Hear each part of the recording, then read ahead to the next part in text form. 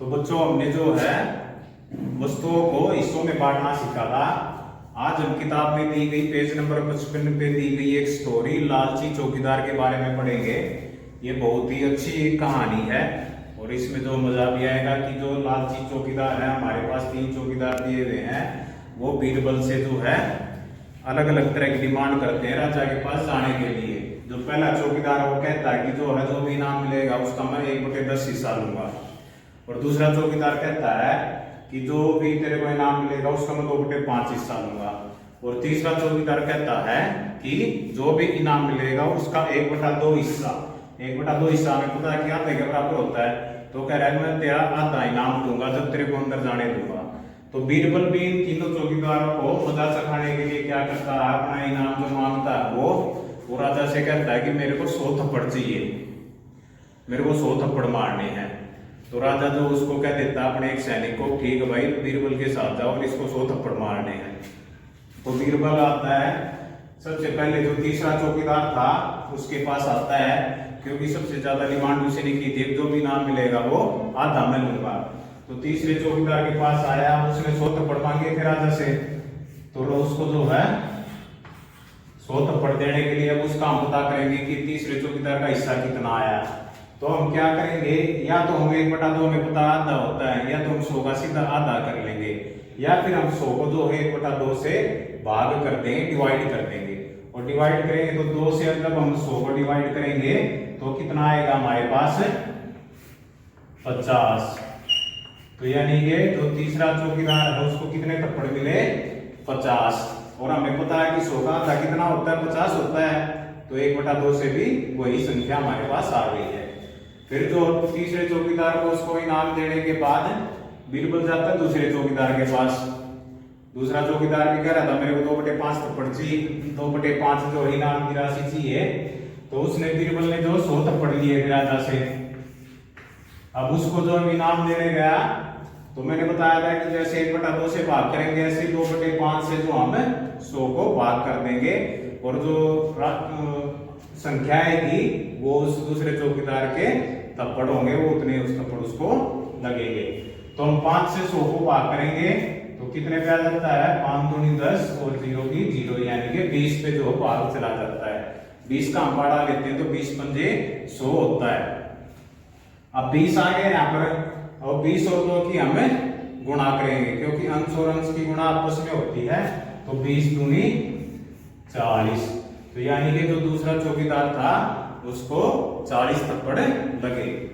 फिर जो पहले चौकीदार के पास जाते हैं, पहले चौकीदार ने कहा था कि जो इनाम का 1/10 हिस्सा होगा, यानी कि मैंने बताया था जब भी जो नीचे वाला होता है वो किसी वस्तु का उतने हिस्सों में बांटा गया है, तो ये जो 10वां उस हिस्सा उसने मांगा था।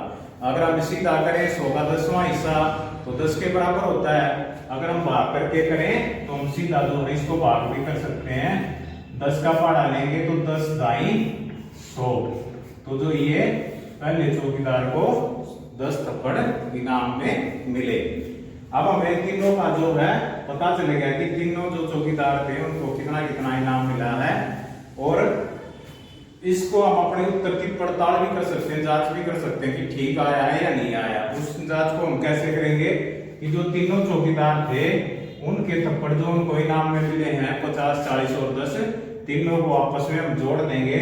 अगर हमारी संख्या जो बीरबल ने राजा से थप्पड़ मांगे थे उतने के बराबर आती है तो इसका मतलब हमने जवाब सही निकाला है। तो हम तीनों को जोड़ेंगे तो 0 0 0 0 आ जाएगी। 5 और 4 को जोड़ेंगे 9, 9 और 1 10। तो जो हमारी संख्या थी वो 100 आ गई है, और जो बीरबल ने इनाम में मांगी थी वो भी हमारी 100 ही थी। अब इसमें जो है लास्ट में कहा गया है कि बीरबल को इनाम का कितना हिस्सा मिला। तो हमें पता चल गया कि जो बीरबल का जो हिस्सा था वो 0 रहा था। राजा भी उससे खुश हो गया, और जो तीनों लालची चौकीदार थे उनको इनाम में पैसों की जगह थप्पड़ भी मिल गए, और बीरबल जो है उनसे बच भी गया। अब हम जो है पेज नंबर 58 पे रामू की सब्जियों का खेत जो है उसके बारे में हम पढ़ेंगे। हम जो है रामू की सब्जियों के खेत के बारे में पढ़ेंगे। यहाँ पर रामू का खेत बनाया गया है, इसमें जो उसने खेत को 9 हिस्सों में बांट रखा है। तो जो है हमने बताया था कि हमारे पास एक खेत है और रामू ने उसको 9 हिस्सों में बांट दिया, तो हर एक हिस्सा जो हो गया वो 1/9 के बराबर हो गया है। तो इसमें जो हमारा पहला प्रश्न है वो है कि खेत के सबसे बड़े हिस्से में कौन सी सब्जी उगा रखी है। तो हम देख रहे हैं कि खेत में जो सबसे ज्यादा है वो टमाटर उगा रखा 3 हिस्सों में, ठीक है। तो 3 हिस्से हो गए टमाटर के, तो ये हो गया हमारा 3/9। हमारे पास कुल हिस्से 9 थे और 3 हिस्सों में उसने टमाटर उगा रखा है, तो ये हो गया 3/9। अब ये जो 3/9 है 9 3 से डिवाइड हो जाता है, तो इसको हम डिवाइड करेंगे तो ये हमारे पास आ जाएगा 1/3, 3 एकम और 3 तिया 9। तो यानी कि 1/3 जो हिस्सा 1/3 जो हिस्सा है खेत का, उसमें सबसे ज्यादा रामू ने टमाटर की खेती कर रखी है। फिर उसमें जो अगला प्रश्न है कि कितने हिस्से में वह आलू उगा रहा है। हम आलू देखेंगे कितने हिस्सों में है। आलू जो हो हमारे 2 हिस्से में है, तो 2 हिस्से में है तो जो 2 हिस्से कितने के बराबर हो जाएंगे 2/9। अब इसमें हमने एक चीज का ध्यान ये रखना है कि जो संख्या आपस में डिवाइड हो जाती है तो उसको हमने डिवाइड करके लिखना है। जैसे 3/9 था वो आपस में डिवाइड हो रहा है, 9 3 से डिवाइड हो रहा है, लेकिन इसमें 2/9 है तो इसमें जो 9 2 से डिवाइड नहीं हो रहा है। तो इसको हमें ऐसे कैसे लिखेंगे कि जो आलू है वो खेत के 2/9 हिस्से में उगाया जा रहा है। फिर प्रश्न नंबर 3 है कि कितना हिस्सा पालक उगाने के लिए किया जा रहा है प्रयोग। अब हम पालक का देखेंगे, इसमें जो एक हिस्सा ही जो है वो पालक के लिए उगाया जा रहा है और हमें पता है कि इसमें 9 हिस्से हैं और एक हिस्सा जो 1/9 के बराबर है, तो पालक का भी जो हिस्सा है वो 1/9 के बराबर हो गया है। तो इसी प्रकार से जो अगला प्रश्न है कि बैंगन उगाने के लिए कितना प्रयोग कर रहा है। अब हम इसमें बैंगन देखेंगे, जो बैंगन है वो 2 हिस्सों में उगाया जा रहा है, तो जो बैंगन का भी हिस्सा आलू के बराबर हो गया, तो यानी कि 2/9। 2/9 का मतलब हम सीधा समझ सकते हैं कि जो 9 हिस्सों में से 2 हिस्से जो है वो एक खेती के लिए प्रयोग किए जा रहे हैं। इस प्रकार से आप जो है इसी के पर आधारित और भी प्रश्न अपने घर पर कर सकते हो।